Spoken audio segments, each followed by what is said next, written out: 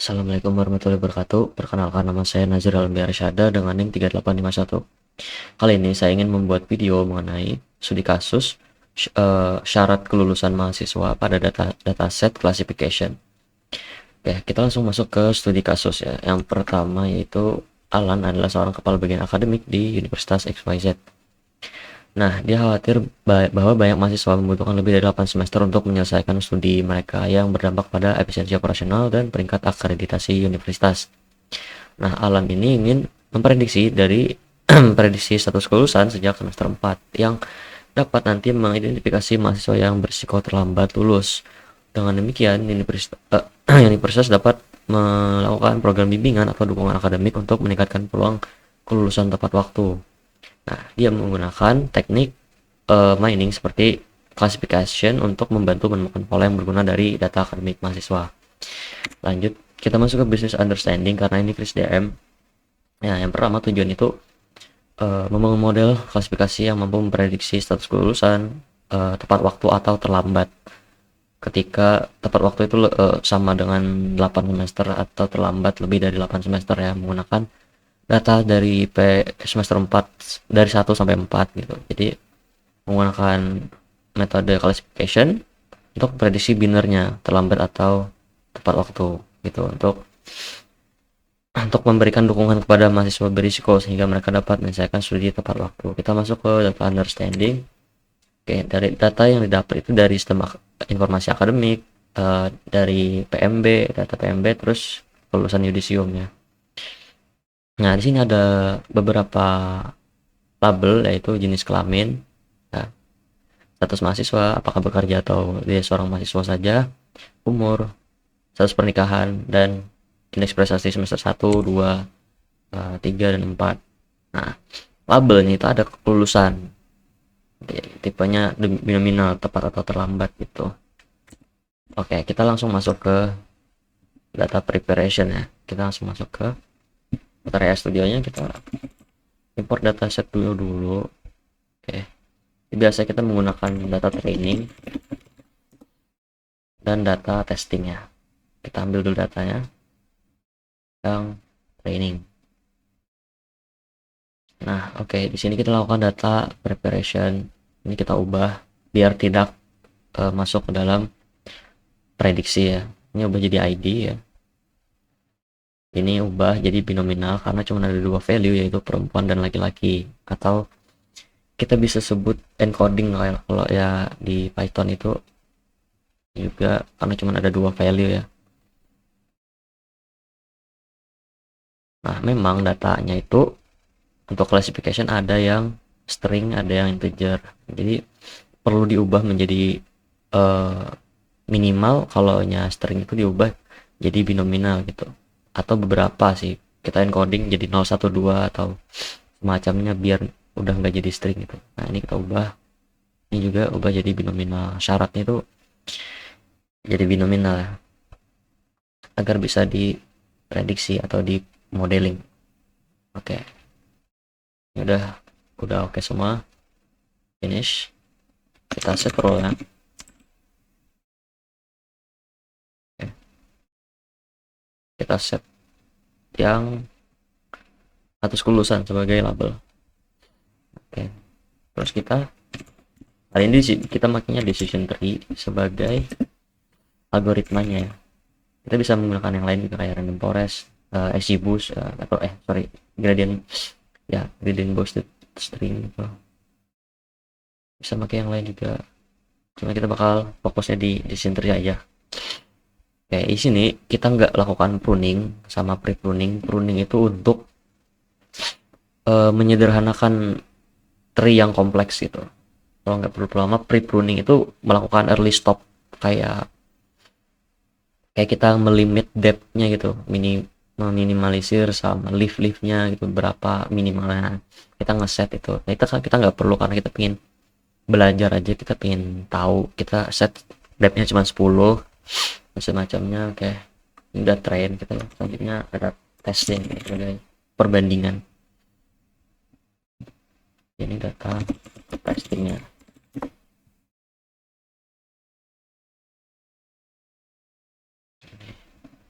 Next. next lagi. Oke, ini lakukan hal yang sama ya, data preparationnya binominal, ini binominal juga.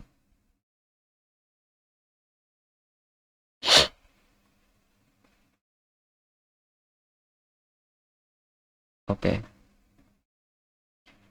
kita set row. Oh ini ya, ini modeling ya, kita udah sampai modeling. Sekarang kita mau masuk ke evaluation sebenarnya. Oke, kita coba proses dulu. Sorry.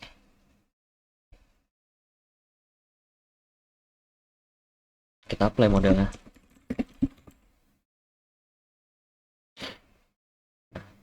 Terus kita lihat performance-nya, evaluation-nya yang binominal classification. Oh, sorry. Kita ke model. Oh, oke.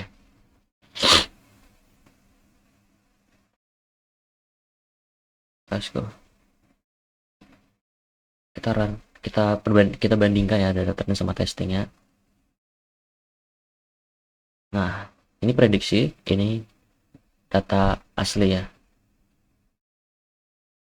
Nah, tepat, terlambat. Ada yang diprediksi terlambat padahal dia tepat juga ada. Berarti tidak 100% akurat. Coba kita lihat di performanya, di matriksnya.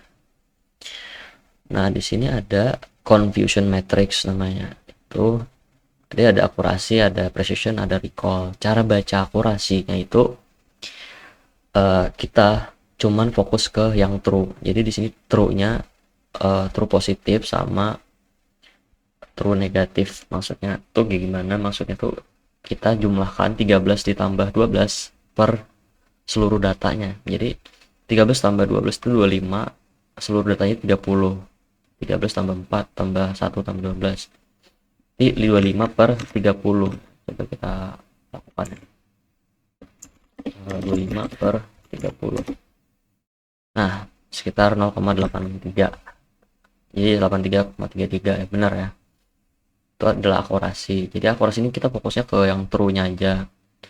Lanjut ke precision. Precision itu cara ngitungnya kita berfokus pada yang true, tapi juga false positifnya. Diprediksi tepat, ternyata dia aslinya terlambat. Nah, ini tuh digunakan untuk mengetahui seberapa akurat model memprediksi nilai true-nya itu. Dari ini kan kalau kita gabung ya, kalau kita hitung precision 13 ditambah 13 per 14, 13 ditambah 13 tambah 1 14, 13 per 14, coba 13 per 14 tuh 0,9285 sekitar gitu, 92,86 lah ya. Jadi dari 14 prediksi benar, ada satu yang meleset, ada yang satu yang false positif ya. Nah sisanya 13-nya benar gitu. Jadi ini kemungkinan ini akurat banget, malah cuman satu aja melesetnya. Itu adalah cara menghitung precision. Terus nah ini juga sama ya, 16 per 12 gitu. Kalau recall itu kita bukan, kalau ini kan memprediksi seberapa nilai true-nya ya, seberapa akurat. Nah kalau ini recall itu kita mengetahui seberapa baik model tersebut menemukan nilai true dari seluruh apa namanya ini ya, tepat seluruh true maksudnya. Ini kan ada false-nya. Ini true, benar-benar true. 13 tambah 14 17, 13 per 17 76,47.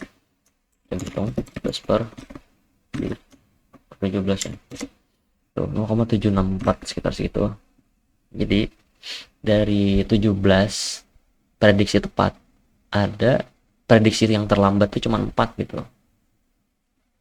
Nah, jadi ada dari 17, misalnya dari 17 ini nih ada 13 yang benar-benar tepat, ada 4 yang kemungkinannya itu salah gitu. akurasi recallnya ya. Jadi itu cara menghitung faktor confusion matrixnya. Terus kalau kita lanjut, nah ini sudah cukup bagus. Kapan sih kita pakai precision? Kapan kita pakai recall? Nah, kalau kita menghitung false positif ya, atau precision ini seberapa akurat ini, kita kita melakukan itu ketika seperti email spam. Email spam itu kan kita perlu, kalau email penting jangan dihapus gitu kan. Jadi kita mengambil yang precision. Beda sama diagnosis penyakit. Diagnosis penyakit itu lebih berfokus ke recall. Jadi nggak apa-apa diprediksi salah gitu tentang berpenyakit, tapi kan setidaknya mengurangi seberapa baik gitu, kita mengetahui seberapa baik modelnya memprediksi bahwa itu tuh benar-benar terdiagnosa penyakit gitu, daripada diprediksi salah gitu. Mending dia nggak sakit diprediksi sakit, daripada dia benar-benar sakit tapi malah diprediksi nggak sakit gitu ya. Kita berfokusnya ke recall kalau yang itu, kalau diagnosis penyakit. Oke. Nah, kita lanjut ke applying the model. Kita buka ini, kita scoring ya. Ini kan data historis, data scoring.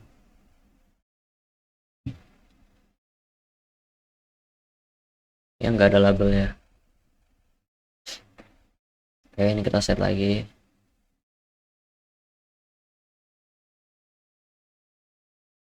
Dilakukan hal yang sama.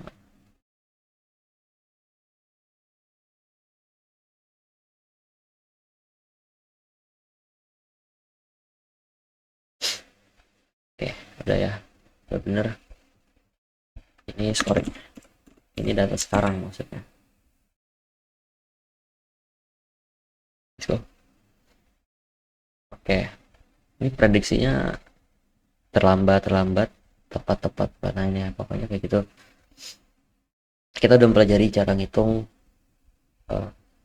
precision sama recall sama akurasinya. Jadi kira-kira penggunaannya seperti itu. Kita belum melihat decision tree-nya. Untuk decision tree-nya kita lihat. Nah, kayak gini. Kita nggak pakai pruning biar kita bisa lihat semuanya. Ini ada banyak bunch of if else ya. Ada kalau nya IP semester 2 nya lebih dari kurang dari sama dengan 3,59, terus dia bekerja semacamnya, itu cara ngitung. Nah, di sini ada codingannya dari decision tree-nya.